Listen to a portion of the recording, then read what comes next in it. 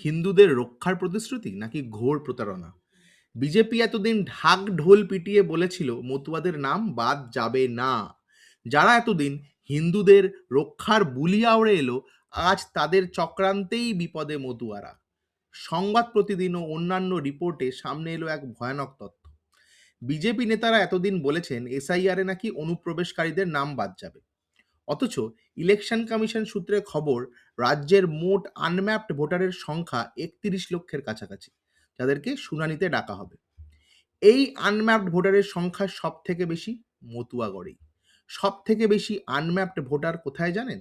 গাইঘাটায়, 14.5%, যা কিনা শান্তনু ঠাকুরের এলাকা, যা কিনা খোদ শান্তনু ঠাকুরের দাদা সুব্রত ঠাকুরের আসন।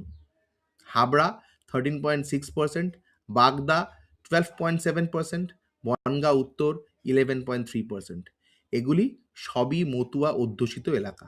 এসব এলাকায় বিজেপি ভোট চাইতে গিয়ে কত আশাই না দেখিয়েছেন। কখনো 400 টাকার নাগরিকত্ব কার্ড, কখনো হিন্দু কার্ড, আরও অনেক কিছু। অন্যদিকে সংখ্যালঘু এলাকা মুর্শিদাবাদের ভগবান গোলায় আনম্যাপড ভোটারের হার 2.6%, লালগোলায় 1.1% এবং মালদহের সুজাপুরে 0.5%-এর মতো। তাহলে হিসেবটা কি দাঁড়ালো? যাদের ভোট নিয়ে বিজেপি ক্ষমতায় আসার স্বপ্ন দেখছে, এসআইআর ষড়যন্ত্রে সেই মতুয়াদের নাগরিকত্বেই আজ প্রশ্নের মুখে। হিন্দুদের রক্ষার নামে বিজেপি মতুয়াদের আনম্যাপড করে দিল না তো? এটা কি মতুয়া সম্প্রদায়ের সাথে চরম বিশ্বাসঘাতকতা নয়? আপনারাই বলুন, আপনারাই ভাবুন। নমস্কার, ভালো থাকবেন।